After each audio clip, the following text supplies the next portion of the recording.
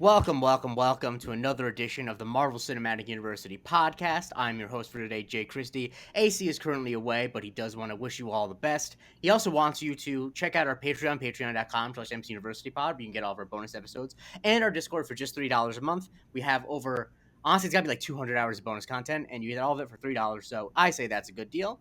But in AC's stead, I brought together a wonderful panel. Technically, AC did this before he couldn't make it, but I brought together a wonderful panel to talk about the new release, Captain America Brave New World. We got two friends of the show coming back to help us. We got, wearing the appropriate t-shirt for the occasion, Rod Morrow, Rodimus Prime. Rod, how you doing? Good, man. Glad to be here on this President's Day, or as Google Calendar says, every President Barack Obama except him day, and it's good to see that. Wonderful. And we have a friend of the show returning, best-selling author, you know him, Howard Bryant. Howard, how are you? Good. AC, where you at? We'll see you next time. Exactly. So, like we said, we're here to talk about Captain America Brave New World, the new release from Marvel Studios. It's always exciting when we get a new movie in the MCU, no matter how much we're looking forward to it, no matter how much we like it or don't like it. And as always, when we talk about a new release, I always like to get the lowdown on how everyone saw it. So, Howard, I know you saw it yesterday. What was your experience like? I didn't like my experience. Mm. I failed in many ways. Number one, normally I'm there on opening night, Mm-hmm. and I didn't get there till 2 days later, which I don't like. You got to see the best movies first to get the right feel. So that was a fail. I went down. I am in Palm Desert, California right now, and I went to the 7 p.m. show on a Sunday night, and there were exactly 6 people there. Mm. Ooh, So there was no feel, there was no atmosphere. It was like it's like a mausoleum in there. It was quiet, so you had to sort of generate your own energy. That wasn't fun.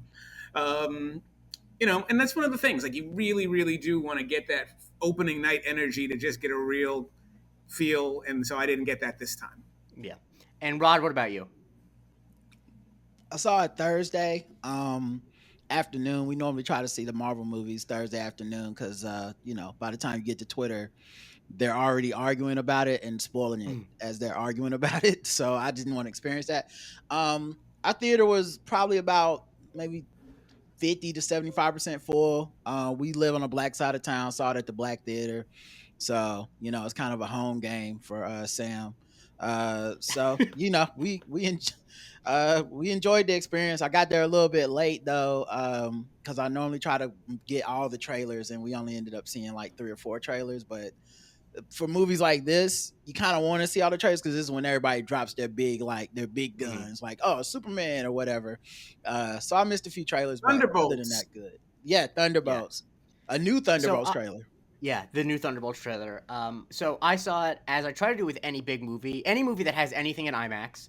I saw it at the Lincoln Square IMAX, which is the biggest IMAX in I think outside of California, it's the biggest one in the country, and I love going there. I went to a friend of the show, Michael Springthorpe, and I think that like it is really if you see a movie opening night there, it is like it's the most people you're gonna get in a regular movie theater period because it's like a couple hundred people, and it's all people who are willing to spend money for an IMAX ticket on Thursday night. So I feel like almost any movie will come out good. Like if I see a movie there and I don't like it, it's gotta really suck because it has a great energy. But I felt like it was the right vibe. I think I really enjoyed, which I don't know if you've seen Rod because I know it's been released publicly, but they debuted. You know how when you go to IMAX, they have like the ad for IMAX where like they show like the cool like the picture and sound. They have a Fantastic Four themed one, which is really cool. So that you'll see that hopefully in the next few months if you go to IMAX. But yeah, I felt like it was a nice experience, and I was surprised that like it's funny because like I know that there was obviously a lot of consternation, and we'll get to this I think towards the end about like how this movie would do, and it did fine. It did I think better than people thought it would. But like the vibe was kind of I think a lot of people there the vibe was like I want this to be good. I'm kind of unsure. It wasn't as like rah rah. This is going to be great like some other ones. It was more like I'm hoping that there's some stuff here. Um, Okay, so why? Can what? we can we can we talk about that very quickly? Why was there so much consternation in your mind? For me personally, it came down to one thing, and then after I saw it or while I was watching it, Mm-hmm. There were two other things, but the one thing it came down to was, Mm. is Anthony Mackie a leading man? Yeah. I would say That's that's one of the big ones. I think in terms of like a Thursday night crowd that's really plugged in, I think that this movie has had like a very publicly tortured process. Like they yeah, reshot it long. like 8 times, and I think that like I think I talk about on here is that the average movie fan doesn't know that, but the average movie fan has a diehard movie fan in their life, and their vibes trickle down. And so I think like when a movie has a really tortured process, people won't know that it's a torture process, but they know that the movie fan in their life is like, I don't know about this. So I think it's both Anthony Mackie and I think it's like clearly Marvel thinks that there's some issues here. And so I think that that's why there was a lot of hesitance. Rod, do you have any takes on why that was? Oh yeah, I think another big thing is people miss tentpole movie going experiences from Marvel because I feel like they haven't really had one. Like Mm-hmm. Daredevil, I mean Deadpool's kind of a coming from outside to roast the Mm-hmm. inside, but it's not that's not their baby. That doesn't really count. None of the Sony's things count. They Mm-hmm. kind of took a year off last year, and now they're gearing back up for this Thunderbolts and Fantastic Four. And so I think there was a desire to kind of feel like we're a part of something again.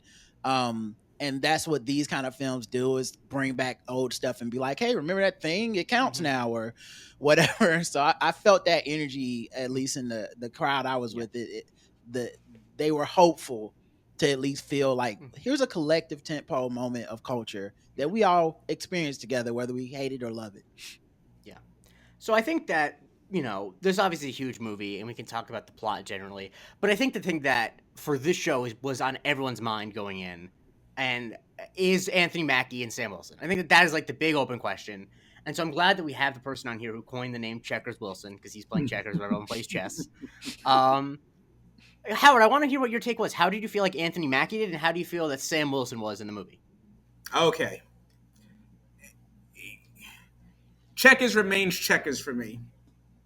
And the nickname comes from his debut in The Falcon and the Winter Soldier, where he's, the guy. And there's just, I think I was trying to pinpoint why. Mm-hmm. Now, a part of it was, it's like when I think of the Avengers, when I think of the original Avengers MCU, it's like Reggie Jackson in 1977.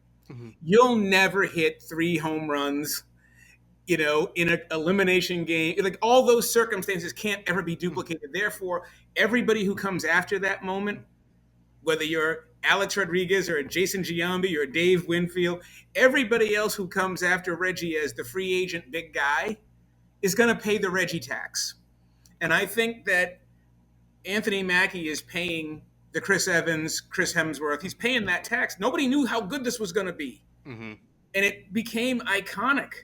How do you replace Tom Brady? How do you replace Joe Montana? How do you know what I mean? Like he's got a really hard job ahead of him.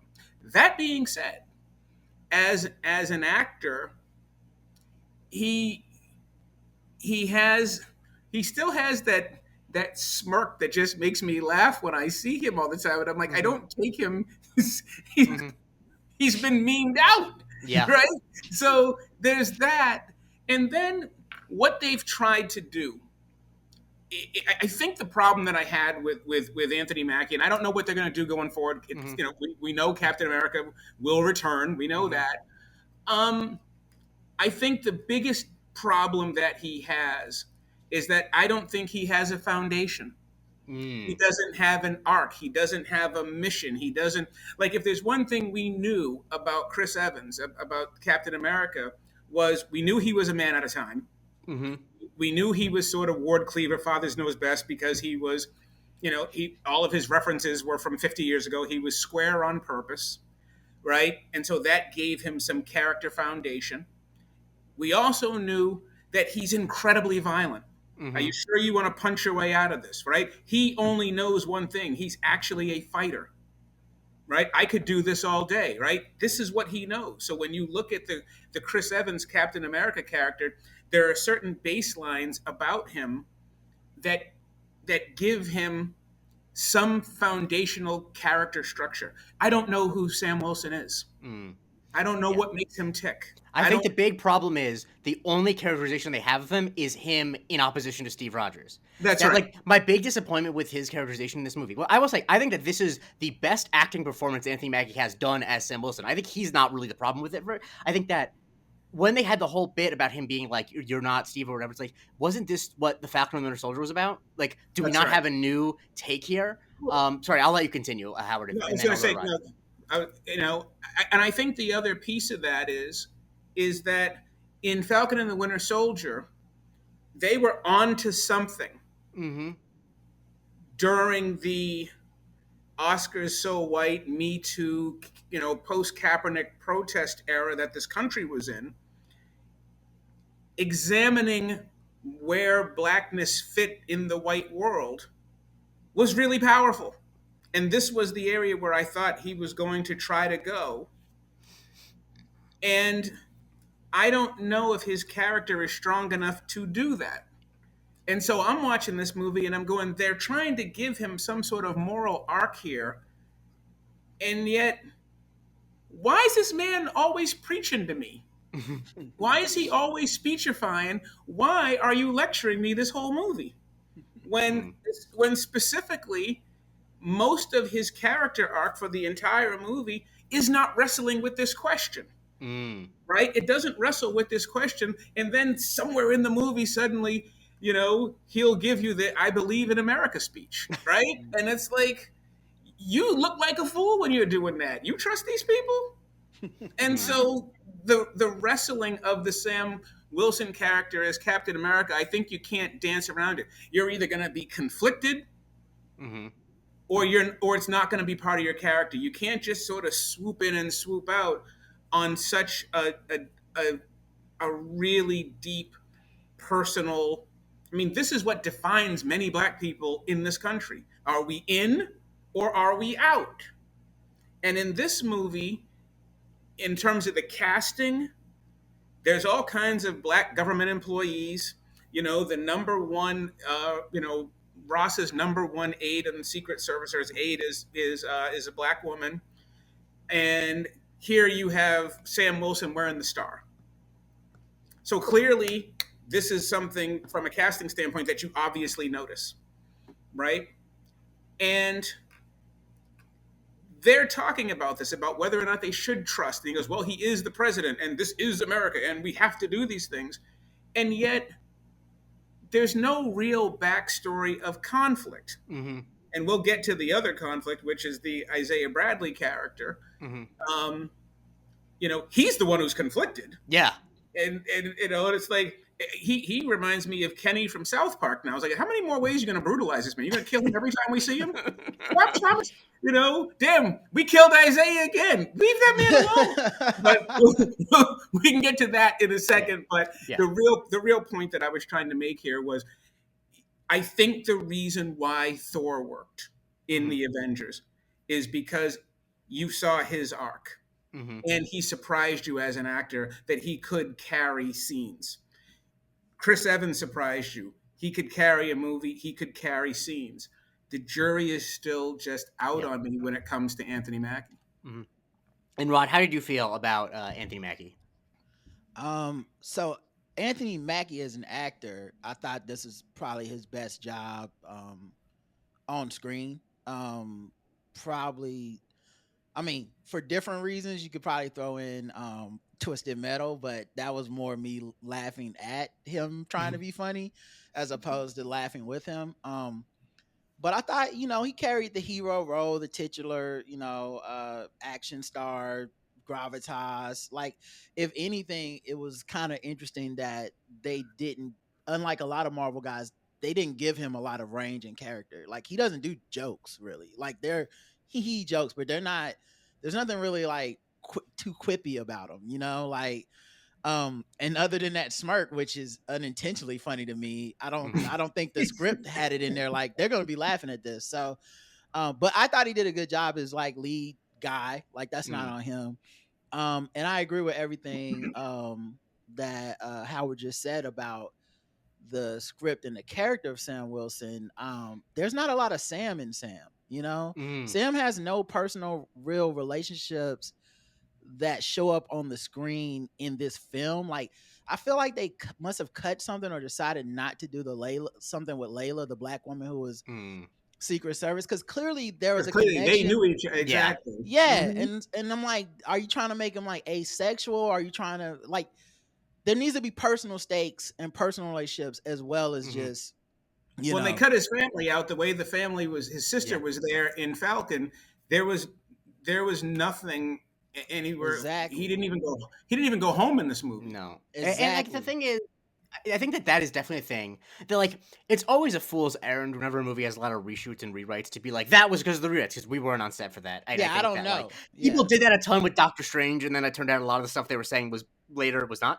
So I right. don't think that that's a good idea to do. But I feel like when a character feels disjointed like this or feels like they don't have much of an arc, I think you have to question whether or not there was more there, whether or not there because I feel like that having him being in his solo movie, there's such a ripe opportunity to give him some sort of motivating principle. What made him join the armed forces to begin with? What was it that made Right. him, Exactly. what is the thing that gives him his moral code? I feel like that was all not there. So It's like the like yeah.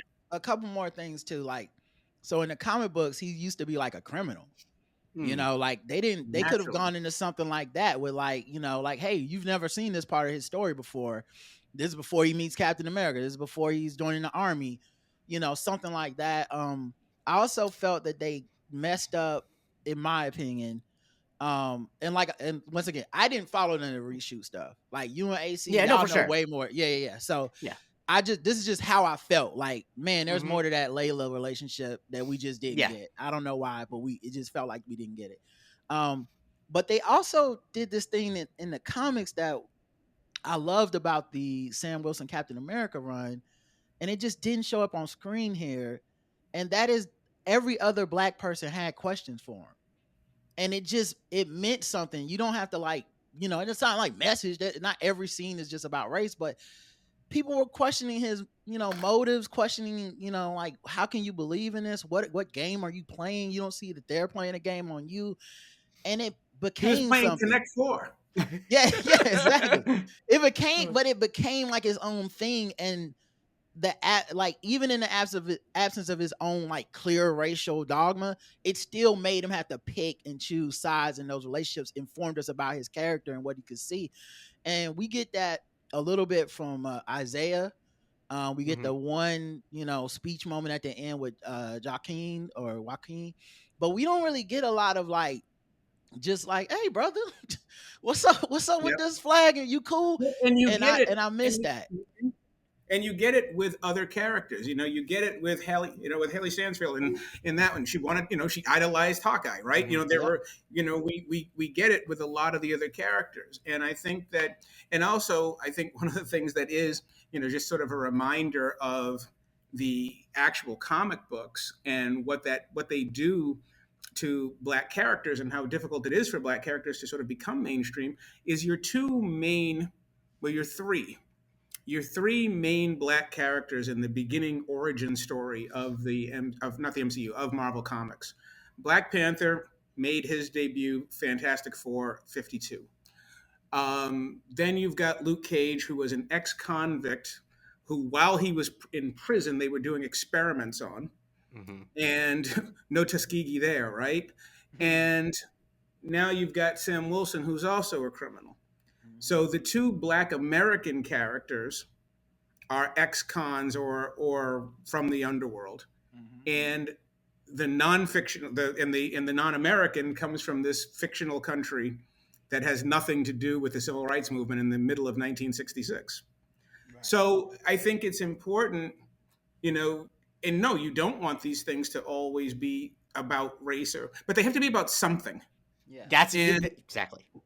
that's the thing about the Sam Wilson captain. He knows he's not worthy. Okay, lean into that. I'm not worthy, and build a story around not being worthy, and find different ways to exemplify the worthiness. Because that's an old story. Every hero story is about not being worthy, then stepping into your greatness.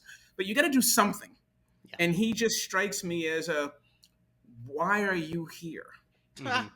Well, I Yeah. do want to say one positive thing about the characterization of Sam, because I feel like this movie feels a lot like conversations they wanted to avoid, rather than conversations he wanted Yes. to have.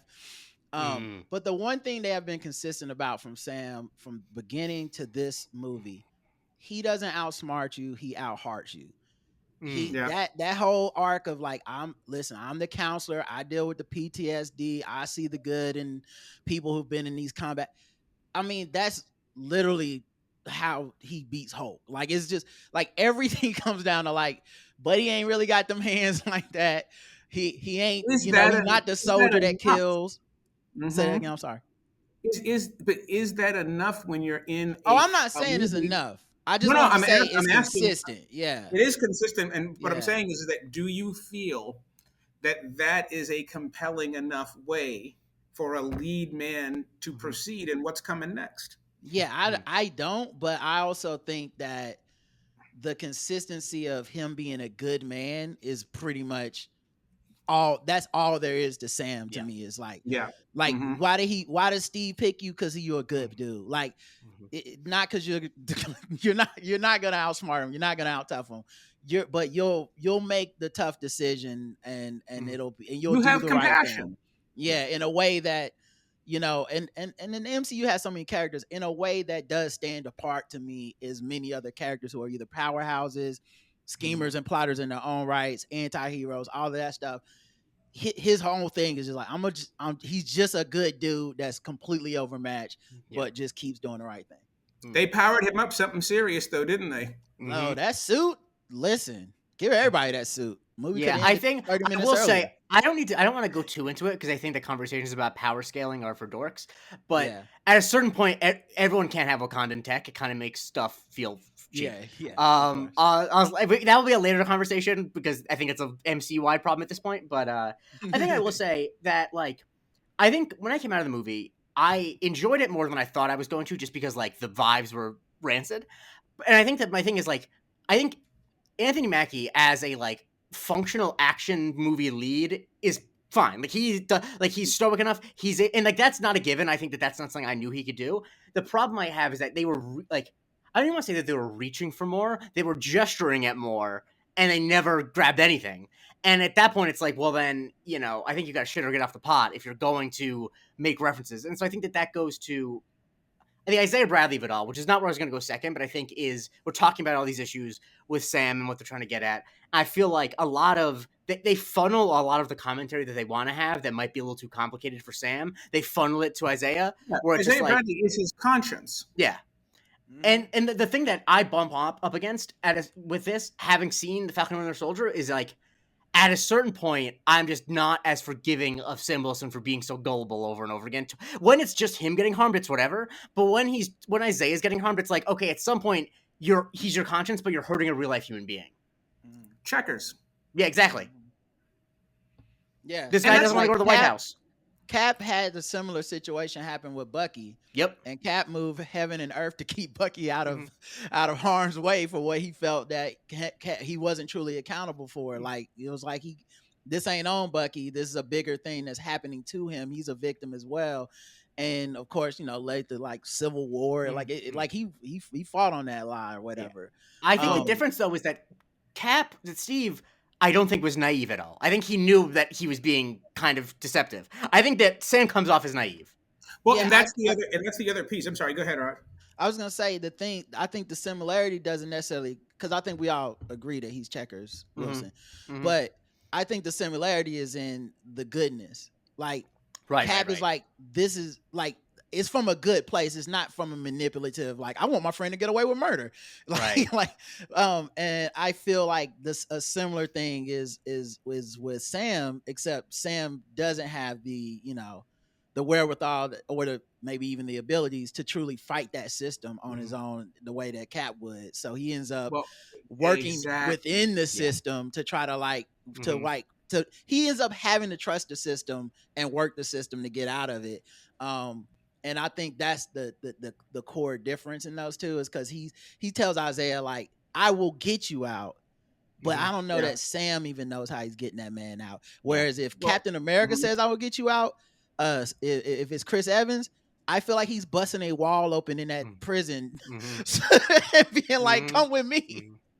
Well, that is such a great point, because the one thing we know about Captain America, and you saw it in the comic book. Chris Evans played it really, really well. My point of entry on that, of course, and Jake will smile at this, of course. For me, is Daredevil 233 when he comes in, during the Born Again, series, and not the Born Again series, the Born Again um, episodes and or issues rather, 227 to 233, and in that moment, you can tell where he looks at the general and says, "I am loyal to nothing except Mm-hmm. the dream," which means I'm willing to take on my own government. Mm-hmm. I'm going to do whatever it takes for me to represent what I think America needs to be, even if that means America, I'm going to be in opposition. Captain America is now a fugitive from S.H.I.E.L.D. You wouldn't, right? That lane, that instinct, he's the one that doesn't sign in Civil War. Mm-hmm. Mm-hmm. So there's a moral compass in here where he's like, look, I'm incorruptible. Mm-hmm. Mm-hmm. I'm also incredibly violent. Mm-hmm. And violence is my answer for dealing with corruption. Yep. He's not, and Cap is not going to try to outmaneuver you like in the back room. He's going to punch you out. Are you sure you want to punch your way out of this? Mm-hmm. Right? Yeah. So I just think that what we're all talking about here isn't dogging out Anthony Mackie. It really is saying that he needs to be given some character depth if he is going to be Yeah. given this mantle of Captain America, because the end result, when you're surrounded by corruption, if your response to being surrounded by corruption is to say, we still got to believe and work from the inside, Mm-hmm. you do come off as naive. Yeah. You come off like you're getting played, and it doesn't really work. No. Mm-hmm. And I think like I'm always I'm a big proponent of the idea of if you have third act problems, you have first act problems. Like I forget who Mm-hmm. said that quote. I think it might be a Billy Wilder quote. And I think that like all these things we're talking about with symbols, and I think are problems that they're not laying a foundation for. Because like if they give like a justification of why he's like this, I'm willing to buy more of it. But I think the thing, to go back to Isaiah Bradley, I think Carl Lumley is really great in the role. I think he gives it a lot of pathos that like it's a character that's underwritten in some ways. I think they kind of just it's kind of like a stock like guy who was ruined by the government in a lot of ways. And so I really enjoyed that. I really enjoyed seeing him use his powers. It was very fun to watch like a Yep. 70-year-old man beat people up. But yeah, I felt like that there was some stuff there that I enjoyed. I felt like once again, like everything, almost everything in this was a little undercooked, which is it's the nature of the beast. I think that beyond the reshoot stuff, that's just a thing when you're having a tentpole movie that has 10 different characters that you need to pay attention to. Not everything's gonna get fully cooked. But the thing, the obviously the second lead of the movie in a lot of ways was Harrison Ford as Thunderbolt Ross. Oh, wait. I'm sorry. sorry, go I on. forgot. Oh, sorry. I totally forgot we were even supposed to be talking about Isaiah Bradley. We got bored Oh, back into Sam. yeah, sorry about that. Can Yeah, I just say, of course. I love Carl Lumbly Yeah. in this role as his character. He brings a pathos to that character that really makes you feel empathy for him. That goes beyond just the script, like as a person, like where you Yep. like there's a point where he has his hands up and they're trying to arrest him, and I'm literally like, it gave me flashbacks to videos we've seen where you're just like, oh my god, and I'm like, Marvel cannot let this happen on screen. And Yeah. and when he's in jail suffering, and this is a political prisoner at this point, and you know that these machinations are above him, I like Sam promises to get him out, and it meant something to me when he made that promise, because I said, he's trusting you. He ain't trusting the system. He's trusting your ass. You let this brother down, you can't be a hero. Like, this is now the moral core and the crux of this story. It's not about the United States. It's not about the Hulk or Japan. It's not about adamantium or eternal. This is about, if you get this brother out of jail, period. So like, he was a moral core of this story in a way that I don't think Sam Wilson could be, in a way that I don't think Anthony Mackie could have been, or Harrison Ford, or anything else that No. there were no stakes higher to me than this dude getting out of jail. Here's a problem. Yeah. Here is a problem, and I count this in many movies. I just think about it when I watch a movie, especially when you have a franchise film. What do you, where can I name two actors on screen, or let's just put it this way, let's pull back and just say this. If there's one thing that cannot happen on a consistent basis, okay, it can happen once or twice, it can't happen on a consistent basis. Your main star cannot be outacted Yeah. consistently, Mm-hmm. right? It can't happen. And the Isaiah Bradley character, I mean, Carl Lumley as an actor, Mm-hmm. it's in his eyes. Mm-hmm. Yeah. I mean, you want to cry for this guy. Mm-hmm. Like, Mhm. you can tell he's got a compassionate face. He's when he's looking and he has his hands up, and you can see that even the rage that he had dating back to Falcon and the Winter Soldier, when he has the iconic line, which is one of the greatest lines in the MCU.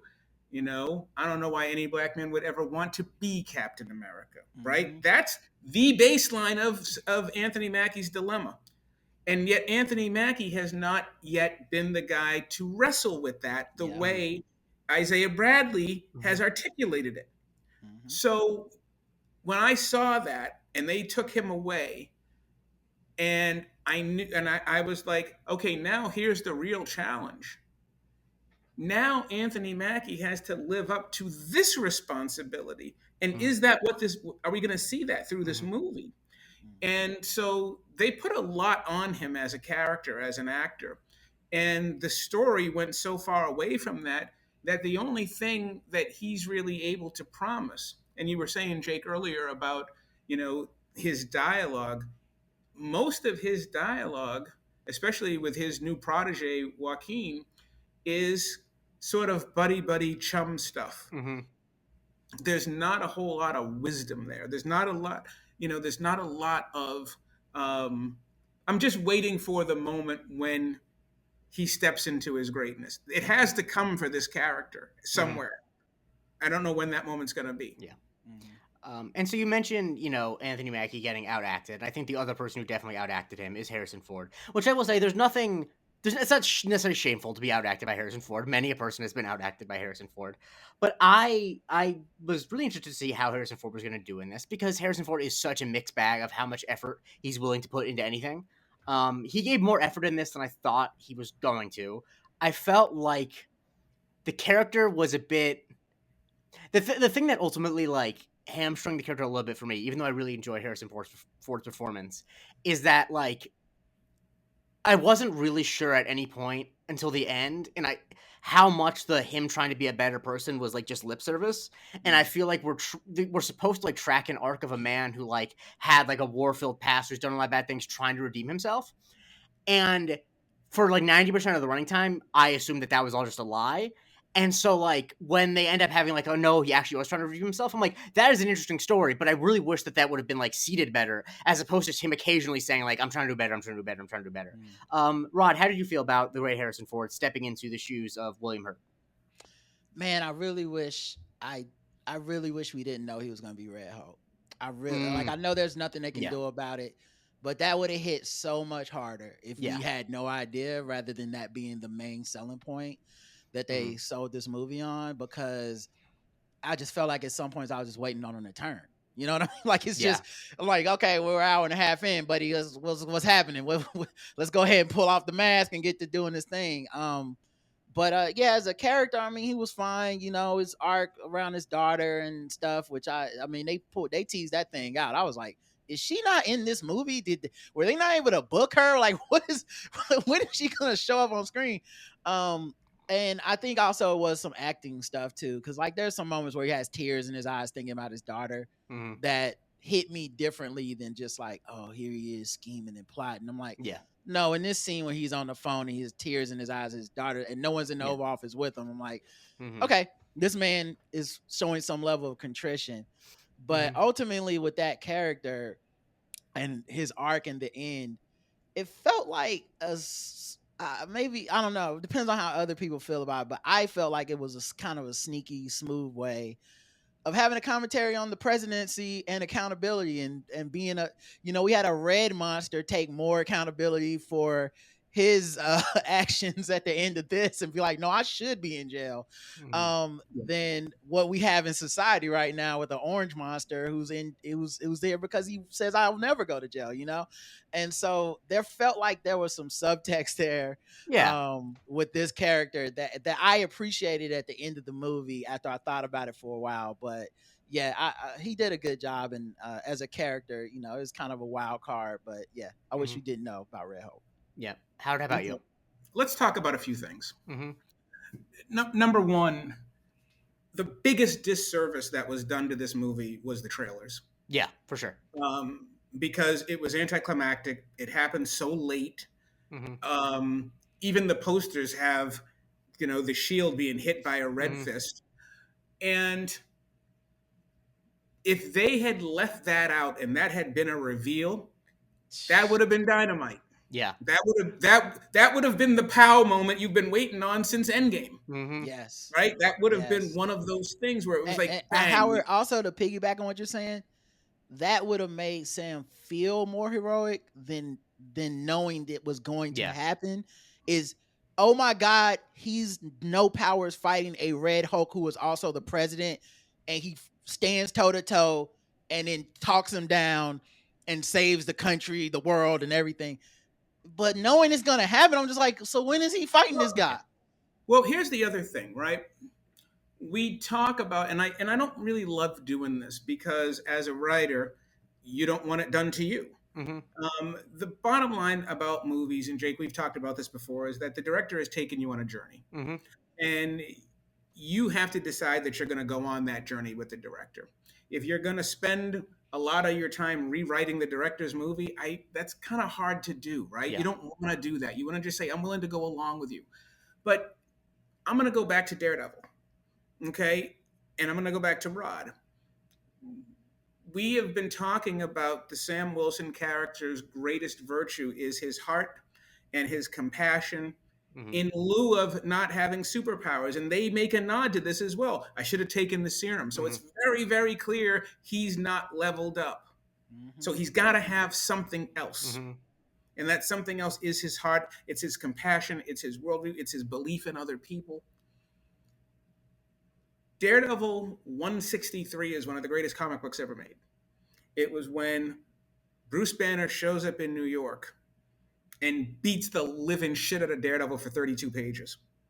Breaks every bone in his body, leaves him in the hospital. The whole thing just beats, is merciless. There's nothing in that comic book where, because Daredevil's just a man. He's got no chance against the Hulk. Right. But what he did in that comic, he put his life on the line for everybody else. That was this moment here. Mhm. And you can see at the end, in the end of that fight, he's under 3 layers of asphalt. And I'm like, this is your moment to create for this new Captain America, the heart of what he's all about. I'm overmatched. I put my life on the line in the nation's capital against somebody I had absolutely no chance against. It was a missed opportunity there. Yeah. Yeah. As for Harrison Ford, he's been around long enough, and I'm old enough. I've been around long enough. I saw Star Wars in the theater, the original, right? And I have to tell you that he's one of the few guys that when I look at him, in no matter what role he's in, I still see him for the role he's in. When I look at him, I don't go, oh, that's Indiana Jones. Mhm. Where you get, where Denzel is at the point where Denzel is just playing Denzel a lot of times, Mhm. and then sometimes not, right? This was the first movie where I was like, oh, that's Han Solo. Mm. And part of the reason was because it wasn't even just Han Solo. There were 2 moments where I was like, is this a joke? Are they doing this on purpose? Is this an Easter egg? Because when he's getting frustrated and when they're talking about the new drugs and everything else, when he's introducing adamantium, I was like, it's the fugitive. They're introducing Provasic. That's the scene, And then when he starts getting frustrated, all I could think of was, when I came home, there was a man in my house. You find that man, right? That's what it felt like. And so I was kind of like, is Harrison Ford not? Are they just giving us a little fugitive? I'm like, that's Richard Kimball in some of those in some of those movements. I think that William Hurt was just more sinister, Mm. Mm. and Harrison Ford, maybe because he's Harrison Ford, he just didn't feel like he was trying to recover from evil, like he was trying, I mean, maybe that's simply because that's the difficulty of having to get a new actor to play a role that Yeah. you've already seen. And Harrison Ford never really played those roles. He's never really been a bad guy No. that often. And so for him to try to reform from being a bad guy, you're asking two things. The first thing you're asking as an audience member, you're asking of the audience, is you're asking them to not view this reforming character Mm-hmm. as Harrison Ford. And Mm-hmm. you're asking Harrison Ford to reform from being Harrison Ford, the Harrison Ford that we all know. And so that's a really difficult call. The Yeah. other piece of this that makes it very difficult is the fact that I never saw the Edward Norton Hulk, but clearly there is a lot of callback to Yes. that without real callback. So you're watching essentially, and one of my friends who saw this is telling me this, and then I was like making the connections, and I'm going to go watch it now. Is you're tying a lot into a movie that came out in 2008. It's one of the most ridiculous decisions the MCU has ever made. Yes. It's basically I'll say that it is basically a de facto sequel to the Incredible Hulk. And Yep. as someone who's like an absolute nerd for this stuff, like I'm not the mainstream audience, I'm like honestly I respect the audacity, but it is crazy same. because like I think the big thing you're talking about, however, like the characterization, I think that I honestly blame it less on Harrison Ford and more the fact that Thunderbolt Ross is a character that has not had more than 2 scenes in a movie since The Incredible Hulk in 2008. He's in like 2 scenes in Civil War, in 1 scene in Infinity War, and then at the funeral and Endgame. That's it. And also he's in Black Widow for 2 scenes. Like, he's not really a character that we have like a firm handle on since 2008. And the way that they like make this so reliant on The Incredible Hulk, like for me following it, I'm like, honestly, fine. I know these characters. Like, I don't ever, when I'm watching the movie, and I think that this is a mistake that a lot of people make, which annoys me, is like, I never try to dumb myself down to the average audience member. It's like, no, I'm going to enjoy it the way I'm going to enjoy it. I know all the references. I don't give a shit when I'm watching it. But taking a step back, it's like, oh, right. This whole arc, he doesn't have any of an arc in between the Incredible Hulk and this. His character doesn't really change at all. He goes from being a general to being a secretary and then to being a president. So I feel like he kind of like, what was he left with? He wasn't left with much. And I feel like they're trying to cobble together a compelling character from a character that is kind of just like a bit player in a lot of the And MCU. it's weird too because they yada yada politics in this movie, right? Like Bucky's running for office. I don't know when this like really was a part of his story. You know what I mean? Like I don't even know what that means for Thunderbolts. Where Chuck Grassley is going to be so mad he's not the oldest guy in Congress anymore. And then like the Thunderbolt Ross is like he's president, and I guess they're kind of yada yada in a way of like, if the real world will let Trump be president again, does it really matter how this guy becomes president? But I'm like, I don't know. It kind of does matter how that guy that we know as Thunderbolt Ross, who, you know, our origin story with him is him, you know, setting up Banner and, you know, estranging himself from his daughter and making these like very harsh decisions, being very anti, you know, superpowers and stuff like that. Exactly, in hand. Yeah, like, so like to just yada yada yada that to like, all right, he's president. That felt interesting, and it leads me back to one more thing about Sam Wilson. I didn't like that I wish the movie would have done. I needed some people saying he's not Captain America to me. Yeah. That is so crucial to his arc in the comics. Every single comic issue about that run starts with like 2 or 3 pages of just panels of different individuals. They needed to get Teach to play himself and say, "Not my Cap." DEI Cap. But we needed that.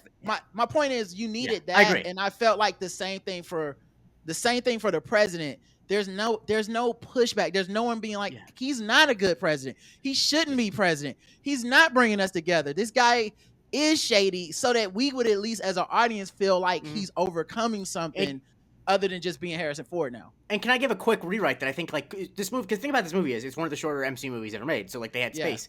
Like, okay, how does because I think people will be like, well, Trump became president, starting to become president. Like, that's just misunderstanding how Trump became president. The version Right. of Thaddeus Ross, if he was in the real world, would not become president because no party would nominate a guy who is responsible for a Exactly. massacre. Like, and so, but the thing you can imagine is, okay, this is a very tumultuous time. Half the population disappeared. He was a Secretary of State. What if he was instrumental to like Right. doing like a world peace deal after the blip, right? Like, what if he Right. was? What if he had like a big? And so I think that that's not just like an explanation, but I think that that is like, okay, now we understand the way the world this is working in, because we Right. don't. I think that it actually is a failing of the movie that we don't understand how he came to power, because that Right. puts so much of this in context. Him having these diplomatic relations with Japan is put in more context. It's like, oh, he was like the great savior after the blip. Well, Right. and what's funny about that too, Jake, is that there are plenty of opportunities. There have been plenty of opportunities through all these TV shows to do a little bit of that work. Yes. Exactly. And there's plenty of opportunities to do a little bit of that work, even in, even in Doctor Strange and Yeah. and his Yes. next movie with Wanda. And so I think that this movie did something that was very necessary in its own way, to its own detriment. Yeah. And that was, it revealed all of the disjointedness and all the holes in the MCU while they've been having these fits and stops and Yes. starts and resets. And also, it made me think when I was watching this, and I know that, I know Malcolm Spellman was on the screenplay as well, but I'm looking at this and I'm going, how much do all of these directors communicate with each other about the continuity of the story? Because the thing that came through in this movie for me was, okay, Edward Norton's not the Hulk anymore, Right. right? Ruffalo's not in this movie, even though Ruffalo was in Shang-Chi. There are different places where we've seen him, right? There were opportunities to sort of try to piece this together. The you finally got, way too late, Black Widow got her movie, but years later and totally out of sequence. But the Red Room scene that you had been teasing never made that movie. Yeah. Right. Right? So the whole ballerina, Red Room stuff that you had been flashbacking from Avengers on never made Black Widow's movie, but yet now you're making references to this new security person being, she was in the Red Room. I'm like, okay, but we don't really know exactly what that means. Simply because of all the different times where things got cut and stopped, and some of that bill came due in this movie. Yeah, this was a sin eater of a movie. It had to like eat all the sins of the MCU and just like to reset some stuff. And it's a thankless task, but I think obviously the Eternals island, like that's been a running joke forever. Like there's a whole new island in the shape of a Exactly. There's a hand in the damn Indian Ocean, and no one has said anything about it. And so I want to keep going through the characters to help go through the story. We have Joaquin Torres, who I think like I was like, okay, they're making him the new Falcon. I wonder what that's going to be like. And I come out of this movie and I'm still like, what's that going to be like? Didn't really get From Miami. Yeah. Exactly. And how do you like Sam not taking the L when he's like laying in bed going, see, you never miss. I'm like, actually you did. You curled into a ball when Vision went after you, and you got Don Cheadle. You got Cheadle paralyzed. I really was I was shocked, honestly, at that moment that they didn't take that character and go, you just haven't seen the misses. Like, because that's leadership, right? I don't think leadership isn't like, you right, I'm perfect. Yeah, you right. I never miss. Yeah, it just I don't know why they went with that interpretation of that. But the other thing that was missing too was they didn't have that line from the trailer when the president tells him, you're not Steve Rogers, and he goes, yeah, I'm not. And I'm like, why isn't that in there? He just walks out the room after the dude calls him son, and he starts complaining to Layla. I'm sorry, that wasn't what you were asking about. No, that's a great. It is a great point. But once again, these are the things that we refer to as character development. Right. These things are kind of simple in some ways. Yeah, and I think the thing with Joaquin for me is like, there's just not a lot there, and I think that is it's if you're a studio cutting down a movie, the easy thing for you to cut is the backstory of the sidekick, who's the second sidekick in like a generation. Like, you know what I mean? Like, he's not, and I think that like, I also feel like I don't know how I feel about them making it like Sam Wilson's sidekick, like his character being like cocky, and like I just feel like that's not enough of a contrast from Sam Wilson. I mean, I'm excited to see like. I don't have a verdict yet because he didn't give me enough, but I felt. Well, I will say, I think I let me felt say was this good. though: Okay. for that actor and that character, they Mhm. gave him the comedy. And Yeah, they so did. They did, that's, exactly. and Yeah, this he got movie the funny needed one. that shit, to be Mm. honest, because like Yeah. if you take him out, it's a literal drag the entire Yeah. time. Yes. So I did enjoy his scenes and his comedy. I enjoyed his Yeah. banter with, his banter back and forth with Sam through the Mm. headset, and the when you gonna teach me the secret kick and all this stuff. And I also enjoyed him throwing the alley oop to Sam so they could sneak in like right before the buzzer a little bit of like, it's hard being black in America. But Mhm. but other than that, like as a character, I don't know much about him. I don't know if they're saving it for some TV show shit or what, but I don't feel like I learned much about the character. But I do welcome the change of pace that he was. Yeah. Um, and I think Oh Daniel wait, is a oh, I'm talented sorry. actor. One more thing. And he was the only motherfucker that looked up to Sam, which which True. mattered a lot because nobody Yeah. else had no reverence for Sam really, except for that military dude that he knew from back in the day and Joaquin. Yeah, Everybody else was on some like, bro, are you even really Captain America? they're not really good at America. And I will say, I think one of the strongest suits of the movie is I think that the the way that like the flying like scenes were done, I think was done really well. I think that that was actually really well done. Mhm. I think it looked really good. I think that they clearly had an idea for it. Like that, the biggest criticism I always have about the MCU action is that it feels like they don't have like a stylistic choice, and their choice to like basically have it always be like a few feet behind him, almost in like like a video game person perspective. I felt like it was really cool, interesting. It looked good, and I felt like both of them, like the scene over the Indian Ocean, I felt like Yes. was actually exciting. Like I think Yes. the movie would be That was a great. That was a this good the dogfight scene. yeah, the Yeah. movie like that is I think like the centerpiece scene in the movie, and I think if it didn't work, I'd have me much lower on the movie. But it Yeah. was actually thrilling to watch in a way That that you camera can't take for work granted. when they go to the front of Sam, you see his Yeah, face and he does a barrel yeah, roll and the camera flips with him. yeah, That shit was hot, dog. Like yeah, they could have ended the movie right then. yeah. All right, can we just call one thing out Of though? course, Can we just Mhm. we at can least always. say that, you know, just from the standpoint of fight scenes, Mhm. Yeah. could you just find me a female athlete and Yeah. have her? Because Shira Haas is what? How is she like 4'8" in real So life? the best description of her was from Michael Springfield, a friend of the show I saw the movie from, who called her I think a teenage 40-year-old because she Oh looked like my goodness, she made Letitia Wright look like Arnold Schwarzenegger. yeah. So let's talk about that character because this is the thing.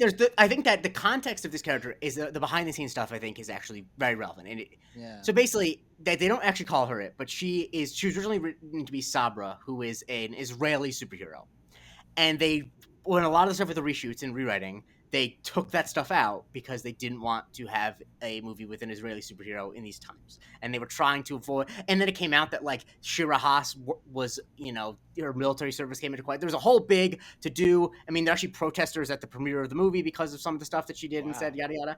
So that I think was like, why does that character make no sense? Because they clearly cut out a lot. Like that, we know for a fact they cut Okay. out a lot of it, and she actually was not supposed to be from the Red Rooms, that she was supposed to be former Israeli military, and they rewrote it to make it part of the Red Rooms, which is why they feel so tacked on. But ultimately, it's like, even if they were to keep the original writing of it, it's like, why the hell what's the point of that character at all? Like, I just don't. Why does the president of the United States have a tiny Israeli military liaison? Like, I just am. I'm Like confused. Simone Biles, I'm like, she's too little. That's like Yeah. that was like watching, you know, that was like watching Black Panther 2. I'm like, you okay, if you're gonna fight, and I think that's one of the areas where um, Mhm. you know, I think that's one of the areas where you just can't fake that. No. Give some weapons. Yeah. Give some weapons. Do something else. You've got to have something else. And like I was thinking about this, and they do this with the men, like in Yeah. the Yeah. '70s, in the '80s, when you needed a big character. Now they don't do it with Tom Cruise, obviously, because he's Right. 5'7" and he's punching big guys out all the time. But for some of the other characters, you went and you got Jean Claude Van Damme, who is actually a MMA Mhm. fighter. He's a I mean, a real combat dude. He's a fighter. You went and got Arnold Schwarzenegger. You went and got bigger guys to do these things, so they didn't look so ridiculous on Yeah. screen. Right. Yeah, Yeah, I it don't know definitely. about. I was gonna say I don't. So I didn't get into all the like the No, Israel I of didn't it or expect you to. not. But the amount of just cutting room floor her footage must have like the amount of her footage that must have been a cutting because the character just doesn't make sense. What's her Yeah. motivation? Yeah, I don't know why she did any of the things she did. I don't know why she was working for the president. When we get introduced to Black Widow and Iron Man, I think it's one. Two, Um, two. oh, it's two. Okay, Two. sorry, in Iron Man 2. You feel that there's a nefarious backstory to like why is Mm-hmm. she doing this? Exactly. How did she get here? What's up with her Mm-hmm. elite skills? They just basically say yada yada yada red room, and we're just supposed to be like, I guess she's here for I something. guess. Yeah, she must be some kind of a spy. She also isn't untrustworthy. So you also have No. the thing where like she kind of does come through in the end. She ends up being an ally. It Yeah. just there's no real reason for this character in this film, and she's so small, man. She's so tiny. I actually think it goes beyond Shuri, because like what Yeah. Shuri lacked in size, she made up for in savagery.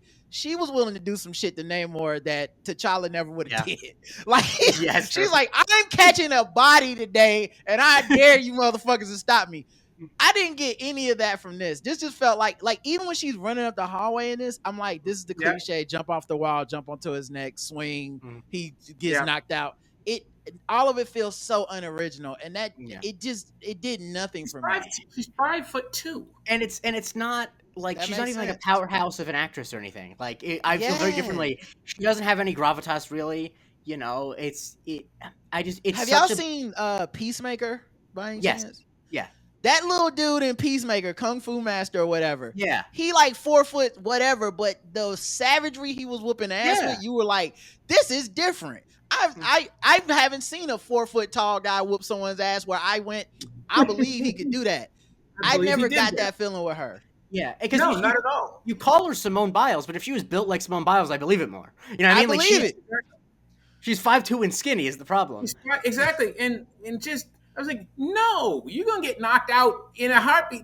There's nothing, no matter how you getting knocked out. Yeah. Yeah. It was a full miscalculation of a She was like character. an annoying middle manager the whole Yeah. film. Somebody, all I was thinking of was like, you're gonna tell me there's no 5'11" former East German swimmer you can't Yeah. put in that role where you're like, okay, go find an MMA fighter, go get Yes. somebody who can whoop somebody's ass. I mean, like, Yes. there are tennis players out there. Get a WWE, get Exactly. Yes. Go get WWE. Go get a wrestler. Get Yeah. somebody who's actually cut.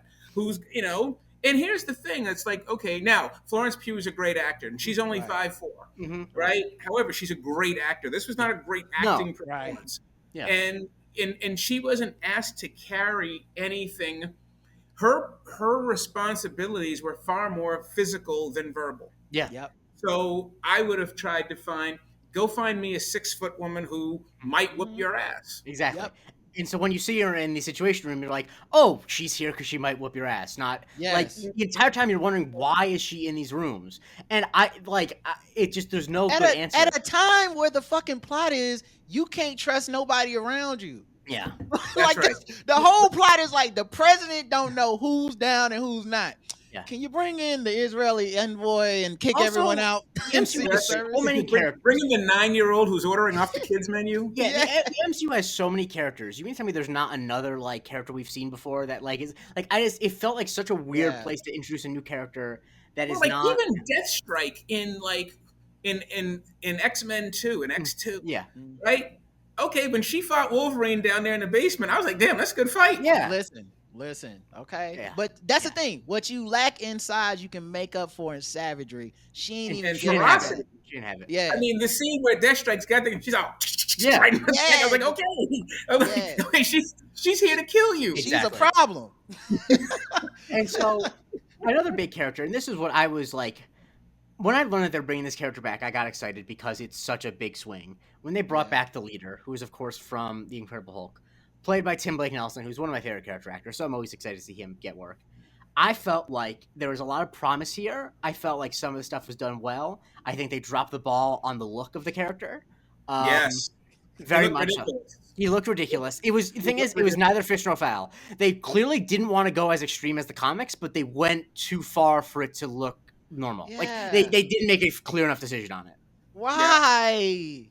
Why? That's the other thing. So in the Sam Wilson run in the comics, the they know everyone's thinking race. Like everyone going in is like it's about to be about race. But it's so fucking comic booky. Like he turns into like a werewolf in like issue 1. He gets bit by a like they just lean into like, no, we're still giving you comic book stuff. And I feel like the leader's a great comic book guy. Like give him that big ass head and let him make him green, make him like not able to just be put on a hoodie and walk up to a secret military facility and kill a guy. I want to feel like he is smart, but I also want to feel like he can't just adapt into society and be normal, quote unquote. I wanted to feel that, and I didn't get that. And the plot was a little bit too unoriginal. There were two problems that I had with the story.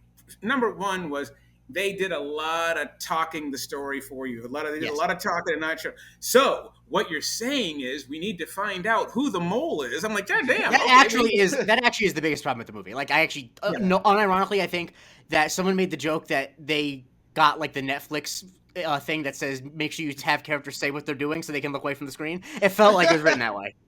Yeah, I mean that's really what it was. Oh, so we have to find. I was like, oh my god, that's really kind of lame. And like, but the other piece of it too that was problematic was this. You essentially used the exact same plot you used in Civil War. Mm-hmm. Yeah. You know, in terms of the, you use the same thing, and so. All right, let's play that music and let's get popping again, right? It's the same story. Yeah. And so because of that, I mean, if you're gonna do that, it's gotta be somewhat more you gotta go above it. I think if you do that, there needs to be 100,000 people who are in it. You know what I mean? That's like it needs can't just be like the difference between Bucky having that and then like 500-ish people. Like that's not enough. It needs to be like he plays the music over a loudspeaker in like a big crowd and people everywhere. 100. Exactly. Yeah, like that's what you need to do. It's essentially like if once you play the music, then you give me the scene from The Departed where they all just start blasting each other. Exactly. Yes. Yeah. Or the scene in Winter Soldier where in the control room where they just you don't know who's who. Yeah. Yeah. And here we go, like as right? a plot device, it's just such a get out of jail free card of like any character can flip at no point, be responsible for it in any scene for any reason as long as this music is played. It's like, all right, man. It's like I did like the smart scene where Joaquin is like play the music in front of everybody. He's like, just play the music right now. That was smart. I like that. You know why? Because that was the one time in the movie where you actually had some tension that somebody was about to start throwing down. Right? That was actually that was cool. I like that scene. All right. Yeah, we got. But also the other thing with the leader, he's not a physical threat. No. And then at the end, he just kind of comes in. He kind of just gave it up. Yeah, like I'm like, I feel like, and I know they could do the whole like I got a plan from inside the jail. We've seen that a million times. Yeah. Either he gets away in the end or make it so that Sam is playing checkers or chess, and he's like gets him at the end, kind of like how Batman gets the Riddler in the Arkham Asylum games, where like he finds all the clues, and if you keep playing the game long enough, you get an ending where it's like, oh, Riddler, you thought you was cool, homeboy? No, your ass going to jail too. I wanted to feel that rather than Buddy just showing up on the White House lawn like, hey, Sam, stay out of my plans. Like, oh, man. Yeah, exactly. And I was disappointed because I thought that I thought that the arc of, okay, Ross has been using this guy who has been off the board forever. He's been keeping him like locked up for his own nefarious purposes and trying to save his own life and all that. That is like, okay, I'm willing to buy that. That's a thing I'm willing to believe Thaddeus Ross is willing to do. I'm willing to believe that the leader becomes resentful of that and ends up plotting and scheming. And like the idea of, and this is another big problem with them revealing that the Red Hulk was going to be in it, is like the idea of him slowly poisoning Thaddeus Ross to make him into a Hulk. That I think is a awesome villain. Like that is like a cool idea of like, rather than kill him, he's going to turn him into a supervillain without him knowing. That is a great idea. But unfortunately, that's not the arc that any of us experienced because we all fucking knew he was going to be the Red Hulk. Yeah, like when he's on the boat, he was in the commercial. When he's on the boat and the leader is talking into his headset, trying to tell him to change, I'm in the audience like, yeah, change. We've been waiting, buddy. Go ahead and go off on the ship. If we didn't know. Imagine If how we tense that didn't would be know, if we it's like, didn't what know. does he even want him to change into? What the hell is he talking about?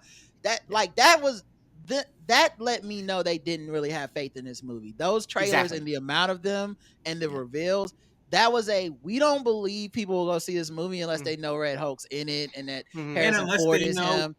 And it's sad because like equality to me is not black excellence. Black Panther's not equality. That shit made $1 billion because it was better than all these other movies that came out.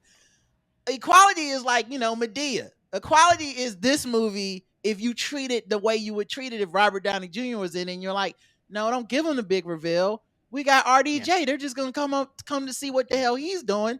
And then bam, third act. And I think you have to treat Sam Wilson, and you have, whether you want to or not, you have to treat Anthony Mackie like that, because that is Yeah. the guy you put the keys in the hands of. You exactly, can't you make him a gave him the franchise star. guy, but not really a franchise guy. Either you believe him or you don't. And I think those things kneecap the movie in so many ways. And this is one of them. The leader's much cooler if I don't know the Red Hulk reveal. Yeah. That's right. And I think that the other piece of that, too, in terms of when you're looking at who these characters are, right? One of the biggest problems that the MCU has had post Endgame is, who am I coming to see? Mm-hmm. Mm-hmm. And obviously, thanks a lot, Jonathan Majors. Yeah. Right. So they've got, and that's why we're getting Robert Downey Jr. back, because Right. we need a showstopper. Mm-hmm. And Yeah. the leader was not a showstopper. No. His story wasn't a showstopper. Right. And, and I understand that we live in an era now, even with like monster movies, like when I watched Godzilla, although not Godzilla minus one, which by the way is the greatest Godzilla ever made. Mhm. Yes, but, correct. but even like the last couple of Godzillas, I come to watch a movie for one thing, for those movies. Mm-hmm. I've come to watch a giant reptile destroy everything in his path. Mm-hmm. Yes. That's why I'm here, right? And I know that now we live in a time where bad guys can't just be bad guys. They have to have some story that make you say, oh, he's been hurt or she's been wounded, and therefore we have compassion for that. But that really does neuter characters. Yeah. Mm-hmm. I mean, the only guy that it didn't really neuter was Zemo. Mm-hmm. Mm-hmm. Zemo had a real reason to kill everybody and was still Yeah. dangerous as hell, right? Yeah. You kind of felt for him, but you still wanted him to get his, because he was that was an outstanding job of giving you backstory, but also not weakening the character. Yeah. Right. This character was not really that dangerous, No. Mm-hmm. and then went away so meekly. Yeah. And he And it's like, he wanted a pardon, basically got revenge, and then was like, I guess I'll go to jail. I'm like, because Yeah. okay, you got All me, right. but there's something. It's like I said, I think that. that like the thing that's disappointing about it is when you have a character one called the leader, and just like the way it's set up is like you want to find out that he has been pulling 1,700 strings from inside Yes. prison. That Yes. everything is like he's like, because Tim Blake Nelson is like 5'5", skinny, and has like a lazy eye. Like he's not an intimidating person. But guess Right. what? If he's able to like play a song and 500 people at like a baseball game all like snap up and start defending him, then he is Started scary. blasting each other, right? Right. And here's the other thing about that, Jake, is that for as much as Anthony Mackie has been maligned, because we're just not getting as much as we might Right. need, the Isaiah Bradley Sam Wilson dynamic played itself out again Yeah. with the leader and Giancarlo Esposito with Sidewinder, because Yeah. that character That's was what's more dangerous than Yeah. that character. That's what I was going Yeah. to bring up. Sidewinder. So the thing about Sidewinder, and this is like, I hate to keep going back to this well, because I know you guys didn't pay attention to it, but Sidewinder was basically entirely created in reshoots. He was not That's in the right. Well, original he script. wasn't exactly. He That's wasn't what in the I original. heard. And I actually saw, after I saw the film, I saw someone putting out pictures of like the whole Serpent Society was in yes, it. And they didn't make they it. had like a I bunch was of like, hey, wrestlers man, were it's in it. Gus Fring, man. It's Yeah. Gus Fring. And Yeah. I just like, I don't know. I love Giancarlo Esposito, but like I feel Yeah. like this is like a copy of a copy of a copy of a thing he's done before.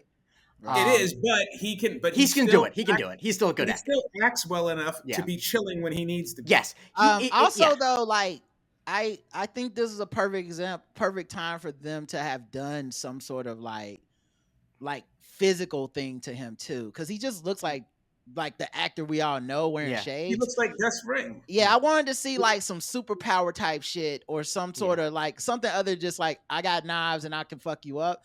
And this and that's another thing. I hate to put too tight of a button on it, but the leader needed a big ass head, bro. Like He it did. really is Absolutely. that simple. It's like sometimes is you could write every fucking thing right in the world. He can be as complicated. His plot was pretty sophisticated, but if he had that big ass head though, you see him and you be like that dude's the there's leader. Something about the thing about Universal monster movies, and I watched all of them a couple years ago because I wanted to be versed in them and yada yada. And the thing that they hit on, which is so smart, is that like there is a tragedy, but also an inherent sinisterness to like extremity and deformity, right? Like that. And I think that that's what you're hitting on with Zemo. Like Zemo is a tragic figure, but that doesn't make him any less scary. In fact, it makes it, I think, more scary because you know that has a single-minded purpose, right? He's completely committed to killing you. If the leader is a grotesque person who's been turned into that by Thaddeus Ross, you're like, oh, this motherfucker will do anything to get back at him. He turned him into a monster. Like, what is? And I feel like when he just has like some weird brain outgrowth, it's like you put on some makeup, put on a hat, you're fine. Like that's just not. But also, I think there's a difference between like he's deformed and like the way he looked mattered. If he just looked like he had a lot more brain than you, and it was in that big ass head of his, it's immediately intimidating when he fucking put that cranium towards the camera. Like I'm thinking of some shit, and you like, I believe that man is thinking of some shit. Exactly. Well, like MODOK, he's not MODOK. No. Yeah. But I do. Like, I think that's what I like about MODOK in the not the Ant-Man movie, but the one they made a cartoon on Hulu. Yeah. Lean into it. He got a big ass brain and he look weird. I think that MODOK. I think people making fun of the MODOK animation, I think probably scared them off from doing another big-headed character. That's my guess. Shit. That's my guess. Now that I think that's the right idea, I want to be clear. I think you shouldn't. Scared money don't make money. Don't let people making fun of one thing turning off of another. But I think I would not be surprised if there's a meeting where it's like we can't do another big-headed character again, because people will like take a screenshot of it and make fun of it. But to go back to Giancarlo, I think that like. I think he's an interesting character, and I like when the MCU has these like sub-boss characters. Like I don't want to call him Black Rumlow, but that's kind of what the purpose of him is. He kind of is, and I think that like that is an interesting thing to have. And he's like what Claude never got to be. Exactly, I like having him on the board, and I think I will feel differently about his character if he pops up like 4 more times as like a guy that's always there working for the bad guy. Oh, because he clearly doesn't have his own motivation, and so like throwing him in this movie, like it's fine, but I'll wait and see. I trust Giancarlo to like be fun about it, and thing about him is he is never not interesting, and so like I'm happy to see him. And you also can never really go wrong with throwing good acting somewhere. Yeah. Like you just know a dude can act. Like you just throw him in there. The worst thing that happens is we're like, I don't know if that character's great, but it's not like I didn't enjoy his scene stabbing Sam the fuck up. I was enjoying the hell out of it. Exactly. Or he just said boycott Sal's. Exactly. Boycott Sam's. Exactly. Boycott Sam. He went to the Captain America shield. Why you ain't got no brothers on the wall? Exactly. Ain't no brothers on the wall. Right? So the two cameos of the movie. One is like credited. We have Liv Tyler come back as Betty Ross. I was glad they brought her back because when she was on the phone, I'm like, that's definitely Liv Tyler's voice because no one talks like Liv Tyler. But did they actually get her back? And they did. Good. I'm like, she's not that busy. So that was nice. But the big cameo obviously was Sebastian Stan coming in, which doesn't let that surprising. But he had denied a bunch that he was in the movie, and obviously that means nothing. But I thought that scene was really good because I think that they have really good chemistry. I think that's the best chemistry in the movie. My wife said after we saw it, because I said, I was like, it's weird they had Layla in the movie and there's no love interest. And she was like, honestly, Sam and Bucky could be love interests at this point. They had more chemistry than any other people on the screen. Yeah. You know what was revealing about that scene?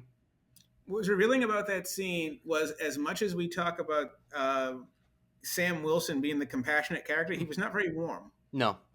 He was very sort of, in a lot of ways, he was still standoffish and was still like, I hate to admit it, but it's good to see. You know what I mean? Like he didn't, I thought that they were going to have a much sharper, stronger embrace, especially if there's anything to really putting the Avengers back together. Right. Like at some point, and throughout the comic book, there has always been a question as to who the actual leader of the Avengers is, even though it was Cap. But if it's going to be Captain America, Mm-hmm. Mm-hmm. then Sam Wilson also has to be in the leadership role in terms of having the other guys respect him Exactly. He needs Right. as co-signers. their guy. Well, And here's the thing I will say though. I think they did a lot of standoffishness in the series, and Mhm. I think that's their buddy cop that's beat their is buddy cop. they can't stand Yeah. each other, but we know they love each other. And True. Sam is also in the throes of a huge amount of guilt over his sidekick getting fucked up. So like him being like looking over there and like it worked on me. Like I didn't even know that was gonna be It Bucky worked. for a second. I was like, Yeah. yeah, who the fuck is he talking to? And why are you bothering this man right now? And it was like, Yeah. oh, this is the one motherfucker on the earth that I'm like, you know what? Go ahead and say what you got to say and give him his pep talk because he need it. And apparently, don't help him in the third act. Just go back on the campaign Sam trail. needs a hug. Yeah, exactly. I Yeah. think Steve made a mistake. No, he didn't. Mhm. Because you know what that scene reminded me of, and I was like, I like the scene because I like their chemistry, Yeah. but I am very dubious about the fact that look, I mean, from an MCU standpoint, there's really only one guy who gives speeches, and it's Captain America. Cap, It's Steve, yep. the Steve Rogers speech Mhm. is, Yeah, it's a staple. Yeah. yep. And it reminded me of the scene in A Few Good Men where it's like, I would have chosen you over your father, Mhm. every single day and twice on Sunday. You can take on Jack Nicholson. Mhm. You can do it. I know you can, right? I mean, there's just Sam needs a hug. Yeah. And Yeah. there's, I just, at some point, if you're going to be a superhero Mhm. and a leader, you got to cut loose Yeah. and Howard, separate yourself from the rest of do the you pack. think that scene and then the last scene of him talking to Joaquin, are we supposed to read that as like he didn't believe in himself? Bucky shows up, is like, stop being a bitch, believe in yourself. And him saying to Joaquin, I don't miss, is like he believed now. Do you think we're supposed to read it as, I didn't read it as that because I think that's I actually didn't read not it as heroic, I but didn't do you read it as think that's that what they either thought? because well, I think it has to be. I didn't read it as that Okay. either because it has to be shown and not said. Yeah. Right. You Yeah. have to feel it. There's got to be a moment in there where, like for example, when I talk about Cap being a very violent man, Mhm. like he tried to kill Tony Stark in Civil War. Mhm. Yep. Like he's aiming that shield right at the heart monitor. Like he's going to kill this. Like that's a defining scene that doesn't get Yes. talked about a whole lot in terms of Yes. who this man is. Mhm. Yes. You know what I mean? And so I don't think that scene has occurred yet. No. And if it doesn't occur, then I don't know how much longer you can expect, you know, the Anthony Mackie Captain America to be at the center of anything Right. because he's being outshone by too many people. Yeah. Yep. Like the reason why Superman was as good as it was because everything Gene Hackman did, oddly and crazily and surprisingly, Christopher Reeve matched him. Mhm. Yep. Yep. He Yeah. matched him. He matched him both as Clark Kent and matched Yeah. him as Superman. They happened to find a 6'5" dude from Yale School of Drama. You know what I mean? I mean, seriously. I mean, it's like, and it's like everything. And I understood it because of the way that it played out. That Right.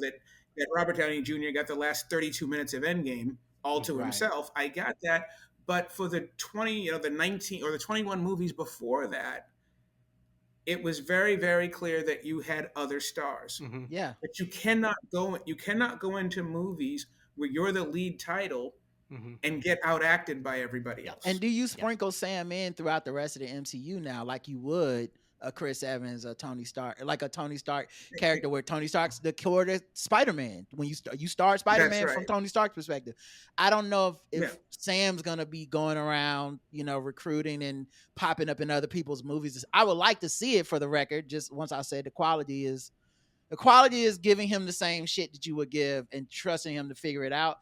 But this movie doesn't leave me feeling like that has to happen.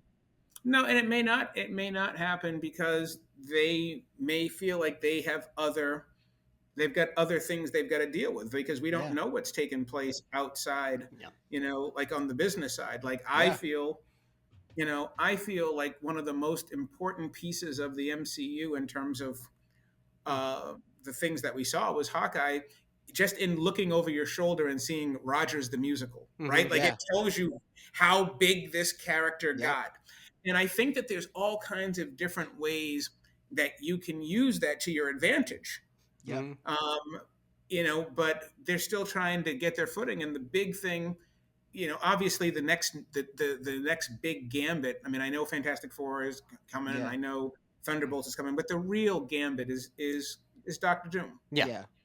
I mean, that's the thing we've been waiting for. For me, I always thought it was going to be Galactus. That's what I've been waiting for. But I think it's going to be Doctor Doom because Galactus is in Fantastic Four. Yeah, but I mean, as the the big bad, the Thanos level guy. For sure. Yeah. But I feel like somewhere along the line, as we go further into this, whoever it is, they have to be matched on screen by somebody. Yep. And if that somebody's not Anthony Mackie, it's got to be somebody.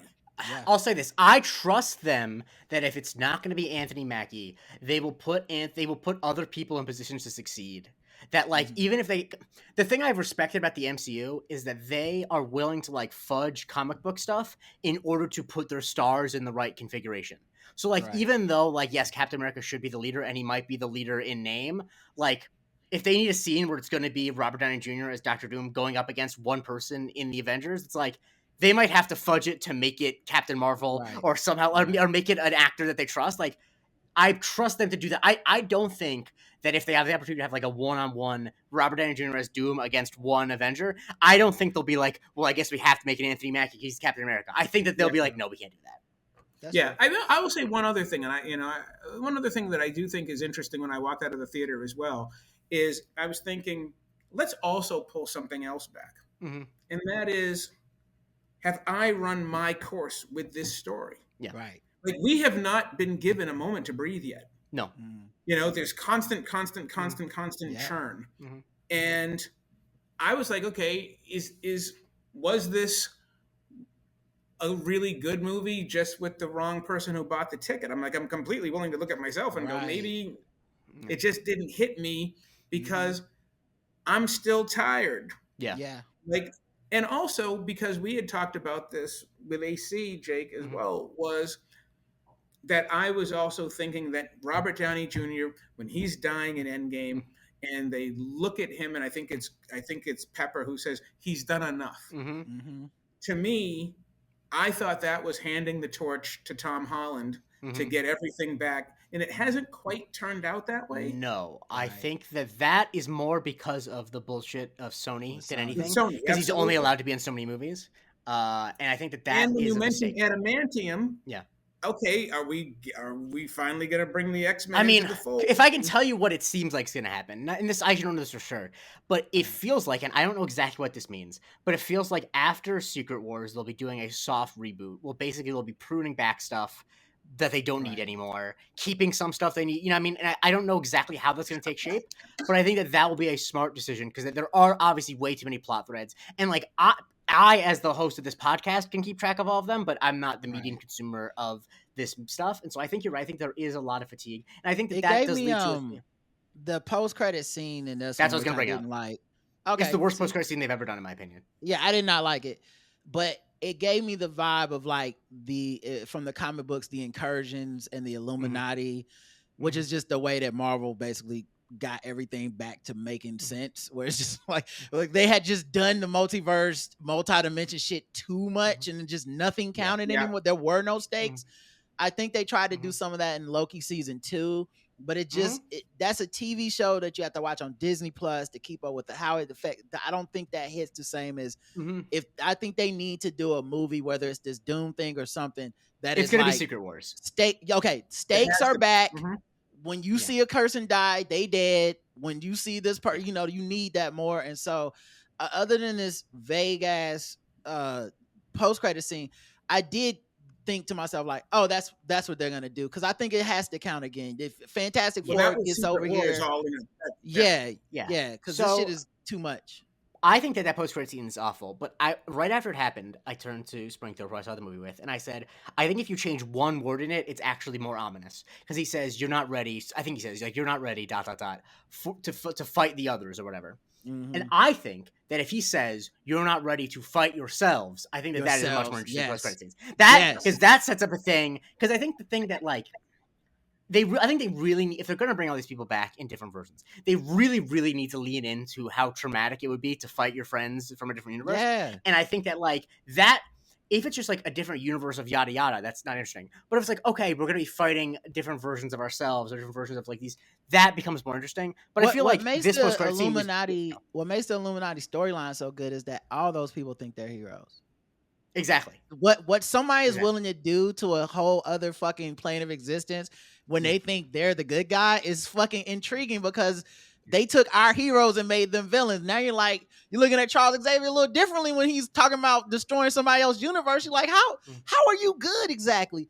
And you're right. If they would have said yourselves, I feel like that just hit so much harder than it's basically just to be continued is what that scene was. Honestly, what it was is like, that's post-credit scene was, I know this movie has nothing to do with the multiverse, but just a reminder, this is what we're doing. Haven't forgotten. No. Don't think and so we're running up against an hour and a half. So I just want to, if you guys have, you can have expanded final thoughts. If you have anything that we haven't touched, I always try to go through the characters. I feel like that's the best way to generally hit all the plot stuff. Obviously, there's a lot of plot stuff we didn't talk about, like the whole machinations with the adamantium that's stolen from Japan, and you'd be like, that just feels like boilerplate. I mean, watch a movie from the 70s and you'll see something better than that. But Howard, anything in the plot or anything in like minor characters or minor moments you want to touch on? The one thing that I did think, and I think Rod brought it up earlier, that I thought was very funny was the direct shot at Donald Trump. I take responsibility for my actions, and I'm willing to go to, like that was actually, I thought was kind of an interesting, funny touch. I think that in general, for me, I feel like the thing that hurt the movie the most, as we talked about, was simply that if Red Hulk had been a reveal, it would have been crazy. Because the thing that I was happy about, and you've heard me say this on this pod before, is that the greatest crime that the MCU has ever committed is what they did to the Hulk character. So for a few minutes, you actually saw the ferocity of the Hulk that you hadn't seen since Age of Ultron, really. Yep. Right. So there was an opportunity there to really, build this, and that character also happens to be the president of the United States. Yeah. So there were some things. So I'm walking out of the movie. I give it a 5.5, 6, but there were opportunities there. There's stuff there. That's the thing. It's not. There's stuff there that could have been better. Yes. It's not nearly as bad as like what it was painted that it was going to be, and it's not nearly as bad as like obviously the bad faith actors have treated the movie, the ones that just don't want to see like a black man be a main character. But it's not what it could have been, and it's not cohesive enough to really go to bat for. Anyway, the things I was gonna say, very, red president, very smart tech guy, helps him secure the presidency, then he betrays him in the message. I feel like that shit's right in your face. I do like, as a core value of Sam, that he has empathy for everyone, and I like that he sees that, and I actually hope they do not change that going forward, because it's the only consistent thing about that character, and it's one of the few things that separates him from some of these other heroes in the game, because when it's time to do the business, they just gonna do the business and figure you out on the back end, like had a punch a hole through his chest. Well, maybe the storyline has to be that Sam Wilson at one point realizes that if you're going to be this guy, you have to be willing to do the business. And that's an interesting arc, especially as a leader of a team of people that definitely disagree, that definitely feel like, no, you got to punch a hole through somebody's chest every once in a while, Sam. I would like to see him herd those cats. I think there's a lot more fun in Sam playing off of these heroes that are established at this point, because they haven't established Sam, and this is like the third attempt. they're not gonna get it. So his character arc is gonna have to come from him being changed by the events that are happening on screen, not from them going back and telling us here's his real past, and that's fine. Who the hell is the president now? That's a good question. Who is the vice president at the time? I'm not sure. That's I Right. hope it's someone interesting. I hope they have a cool Yeah. stunt cast. That'd be fun. The movie kind of ends, and cool. I'm just like, who's Yeah. who's in charge? And then the last thing is that Houndstooth suit, man. They was right to highlight that a couple times. Carl Lumbly was looking old school clean in that joint. Yeah. And I did appreciate the like that scene in the limo low key was kind of cool. Yeah. And because it got all the right vibes of like Isaiah's still on some like, brother, I'm trusting you on this. And Sam's also like, brother, we made it. We gonna be all right. And when things go right, when they go left on them, you're like, oh boy, Isaiah put a lot of eggs in your basket, brother. You better free that man. And that's, one of the things they actually got right was the core of this story to me is just get Isaiah walking out of that jail with Sam and basically being like, and even that moment where he acts like he's gonna whoop Sam's ass. Like even that was, it meant something to me in a way that I don't think any other relationship on the screen meant things to me in this movie. Yeah, I felt like that was a really strong bit. I felt like it was enjoyable enough. I definitely, it's definitely in the bottom, probably fourth of the MCU for me, but it definitely was not. The thing I was very concerned about was from someone who like is interested in the success of the MCU, because I do this podcast and it's a important part of my social life. So I am rooting for the MCU to do well. And like there was a version of this movie that is like despised and makes like $50 million and is like the like I think that there's damn near 200. Yeah, it did like domestically it did better than people thought. They think they were estimated only to do like 85 and it did like 100 domestic. So it's not a world beater, but it's also definitely I think that they are happy with it from where they were thinking 2 months out, And so I think that portends well, because I think I've said many times is I think that like if Fantastic Four doesn't do super well, then like I think that I would predict that we end with Secret Wars, at least for a while. But I am deeply concerned about Fantastic Four, and I will tell you very quickly why. Sure.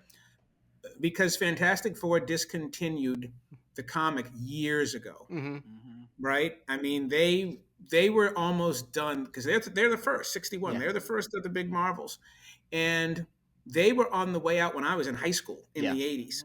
So I wonder if you can really revive them to the level that they think that they can be revived, because I'm wondering, when I was a kid, there were these superheroes that were so old that they never quite resonated. Johnny Quest and Flash Gordon and the Phantom, and remember them things? And it was like, hell yeah. They never came back because they were too old. And I'm wondering if is there a way that you can revive the Fantastic Four, or are they just? I think that they're making a couple really smart decisions. I think for one, they really are, the way that they're marketing it, I think is really like they're doing like a full court press, which I think is really smart. And I think that like casting, I think the fact that like they've really put an effort into casting like people who are big among young people, like Pedro Pascal is like beloved by any woman under the age of 30. Vanessa Kirby's been in stuff people like. Then you have Joseph Quinn, who's on Stranger Things, and Eben Moss Backrack, who is on The Bear. Like they've, I think that even though they're doing a retro version of it taking place in the 60s, I think they very consciously are like, we are going to pick actors of now because we want this to feel urgent. And I think that the reception that like the trailer and stuff have gotten gives me hope that I think it will. I think it will do pretty well. It's my guess. Also, there's no black people, so you won't get the anti-DEI crowd that really likes to like make the YouTube videos with the face and shit. This is true. So you have like, because that was, it's just, we are so fucked because at this point, like the Marvels, a big part of the hit on the Marvels is just, I don't want no women on my screen. And then it does enough it publicly in the perception to make that box office sink, and then people watch it later on Disney Plus like, oh no, this movie's pretty good. It kills the vibes. So I was very worried about this movie just from that alone. Yeah. And so maybe people are being a little overprotective of it on the other side, because I've seen a lot of like, it was great, and I'm like, oh, no, I saw it. It was I saw it too, guys, but it's all good, But yeah, Fantastic Four won't have to deal with that. But I definitely do want to see that backstory and how they try to play into it. And the other reason that I think Fantastic Four is a very key movie is because I think whatever happens there is how they're probably going to figure something out with the X-Men too, because the Yeah. Fantastic Four seem to exist in a universe that doesn't have That was Fox Avengers, as well, right? right? Yes. And so then you have to, if that works, Mhm. or I guess even if it doesn't work, you still Yeah. take a lesson of like, and then how do we introduce other properties? The big thing too going for it, I think, which will help with the vibes, because I think a lot of what happens with the MCU movies now is that like big film people kill the vibe sometimes, especially if Yeah. like it looks bad or something. Fantastic Four looks like I love the MCU, but Fantastic Four looks like a movie. Like it looks Yeah. nice. Like the sets look nice. It has like a color grading that looks good. So like I think that really will help the vibe. You're not gonna see people taking stills of the trailer being like, "What's this lighting?" But anyway, Howard, thank you so much for coming on. Where can My people pleasure. Thank your you. things that the books you have coming out? Where can people find you? You can't. Okay. And Rod, where can people Smart find man. you?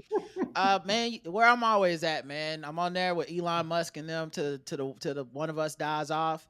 Mhm. And then of course the Blackout Tips is the podcast. Mhm. Check us out. We're always talking about stuff. And if you're listening to this now, I don't know when you're putting this out, but on the Tomorrow morning. 28th, we have a live show in Charlotte, North Carolina Hey. at the Blumenthal Center for Performing Arts. So, you Nice. guys Hell yeah. show up for Congrats. that if you're out here and you enjoy this nerdy No. stuff. Yeah. I'm absolutely. just playing with you, Jake. I'm just joking. Oh, You can find me at okay. Howard Bryant. Howard Bryant Books. I don't know what you might have deleted everything. I wouldn't have blamed you. I'm about to. I feel like it's time. I feel like I need a little bit of Yeah. a break, but I am there. I've been off Twitter for 2 years now. Yeah. People are telling me to go on to Blue Sky, and I haven't really decided to do that yet. So Instagram is the only game in town for me right now. Alrighty, and you can find me on Twitter at the J Christie. I'm on Blue Sky at J Christie. I'm on TikTok at the J Christie doing my daily videos.